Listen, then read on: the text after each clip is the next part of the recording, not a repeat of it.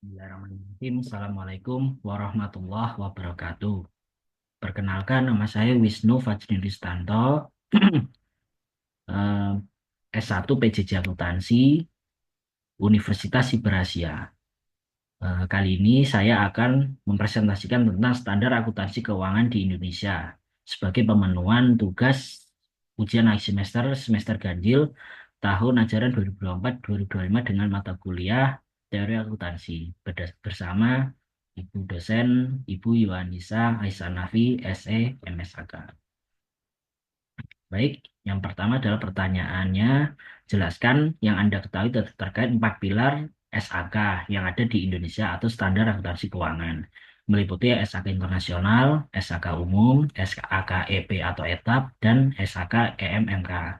Kemudian saya akan menjelaskan juga mengenai entitas apa yang harus comply di masing-masing SAK tersebut, serta referensi atau acuan dari masing-masing standar tersebut, apakah IFRS atau bukan. Baik, yang pertama adalah SAK berbasis IFRS atau yang biasa kita kenal dengan SAK umum. Standar akuntansi keuangan umum ini disusun berdasarkan International Financial Reporting Standards atau IFRS. IFRS ini dikeluarkan oleh International Accounting Standard Board atau IASB. Namun, adopsinya di Indonesia itu tidak semua atau tidak 100% mirip seperti IFRS ini karena ini dimodifikasi agar sesuai dengan kondisi di Indonesia. Kemudian entitas apa saja sih yang wajib comply di apa SAK berbasis IFRS ini? Yang pertama adalah perusahaan yang terdaftar di Bursa Efek Indonesia terutama. Kemudian perbankan, asuransi, badan usaha milik negara atau BUMN, dan entitas yang mengelola dana-dana masyarakat. Kemudian yang kedua adalah SAK entitas privat atau SAK EP. SAK EP ini mengacu pada IFRS for SMES, yaitu standar akuntansi yang lebih sederhana dibandingkan IFRS penuh yang telah saya jelaskan sebelumnya. Karena SAK EP ini diperuntukkan untuk entitas yang lebih kecil dan tidak memiliki kepentingan publik yang sangat luas. Nah, kemudian entitas yang wajib kompli ya seperti tadi itu, entitas yang lebih kecil yang tidak memerlukan laporan keuangan yang seperti IFRS, yaitu laporan keuangan yang berbagai kepentingan seperti pemilik, kreditor, atau regulator yang memiliki seperti perusahaan swasta yang tidak terdaftar di bursa, UMKM menengah, dan entitas yang tidak memiliki kewajiban publik untuk menyusun laporan keuangan sesuai dengan IFRS penuh. Kemudian ada lagi yang namanya SAK entitas tanpa publik, akuntabilitas publik, atau SAK etap.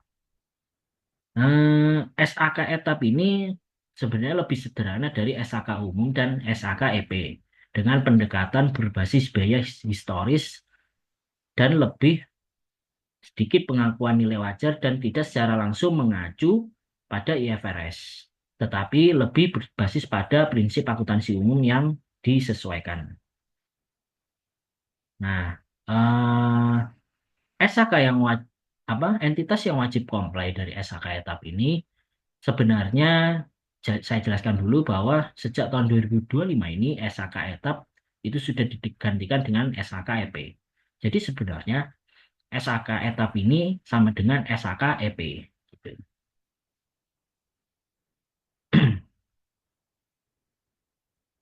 SAK entitas mikro, kecil, dan menengah atau disingkat dengan SAK EMKM. Nah, SAK ini referensinya tidak mengacu langsung pada IFRS ataupun IFRS for SMES, tetapi disusun berdasarkan prinsip dasar akuntansi yang lebih sederhana. Laporan keuangan pun yang dihasilkan biasanya hanya mencakup laporan posisi keuangan, laporan laba rugi, dan catatan sederhana atas laporan keuangan tersebut. Kemudian entitas apa saja sih yang wajib comply dari SAK ini? SAK ini diperuntukkan untuk UMKM atau entitas mikro, kecil, dan menengah. Usaha mikro, kecil, menengah. yang hanya membutuhkan laporan yang sangat sederhana untuk pemilik, investor kecil, atau keperluan perpajakan yang sederhana. Jadi bisa dipakai oleh perorangan, koperasi kecil, atau UMKM-UMKM kecil, pedagang kaki lima, dan sebagainya. Baik, untuk yang kedua adalah saya akan menjelaskan apakah standar akuntansi keuangan di Indonesia ini mengacu ke IFRS atau US GAAP.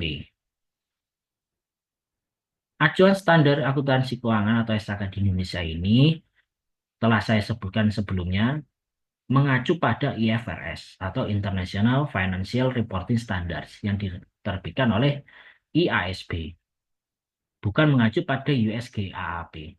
Apa sih USGAAP itu? Yaitu Generally Accepted Accounting Principle yang digunakan di Amerika sana. Nah, konvergensi ke IFRS. Indonesia sendiri telah melakukan konvergensi SAK dengan IFRS sejak tahun 2012.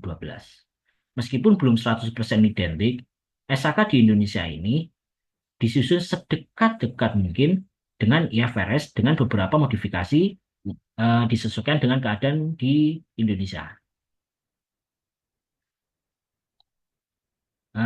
Alasan dari tidak menggunakannya USGAP adalah standar yang digunakan di Amerika Serikat dan dikembangkan oleh Financial Accounting Standard Board atau yang menerbitkan dari USGAP itu FASB itu tidak cocok. Indonesia tidak menggunakan USGAP karena IFRS ini lebih umum diterapkan secara global, terutama di negara-negara serikat. Kemudian implikasi bagi perusahaan. Perusahaan yang beroperasi di Indonesia, terutama yang memiliki akuntabilitas publik, harus mengikuti SAK berbasis IFRS, seperti perusahaan-perusahaan yang terdaftar di Bursa Efek Indonesia. Namun, jika suatu perusahaan memiliki hubungan dengan entitas AS, punya afiliasi dengan salah satu perusahaan di Amerika Serikat, maka mungkin perlu menyusun laporan keuangan tambahan yang berdasarkan US GAAP untuk keperluan pelaporan ke perusahaan induk tersebut atau perusahaan afiliasi tersebut. Contohnya seperti Coca-Cola. Coca-Cola Indonesia ini eh, memiliki afiliasi dengan Coca-Cola yang berada di Amerika karena pusat Coca-Cola tersebut berada di Amerika. Nah, pertanyaan yang ketiga ialah apakah satu standar ini fit for all? Dan apa sih penjelasannya maksudnya? Maksudnya adalah satu standar akuntansi ini tidak bisa diterapkan untuk semua jenis entitas atau one size doesn't fit all. Oleh karena itu, di Indonesia terdapat 4 pilar standar akuntansi atau SAK yang disesuaikan dengan karakteristik dan kebutuhan entitas yang berbeda-beda. Mengapa tidak bisa menggunakan status standar untuk semua? Saya jelaskan yang pertama adalah perbedaan kompleksitas dan skala usaha. Perusahaan besar dengan akuntabilitas publik memiliki transaksi yang sangat kompleks. Sedangkan usaha kecil, UMKM, pedagang kaki lima, itu transaksinya hanya sangat-sangat sederhana, hanya penjualan dan juga pembelian itu saja.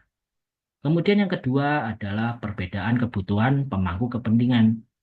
Jadi, investor dan kreditor besar memerlukan informasi keuangan yang sangat-sangat rinci.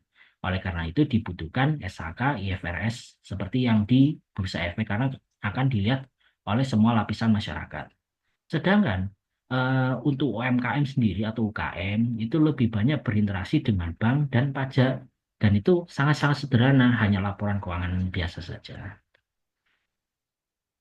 Kemudian yang ketiga adalah perbedaan regulasi dan kepatuhan.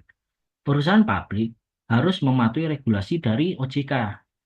Nah, OJK itu adalah Otoritas Jasa Keuangan yang berada di Indonesia dan juga Bursa Efek Indonesia sendiri yang punya regulasi sendiri.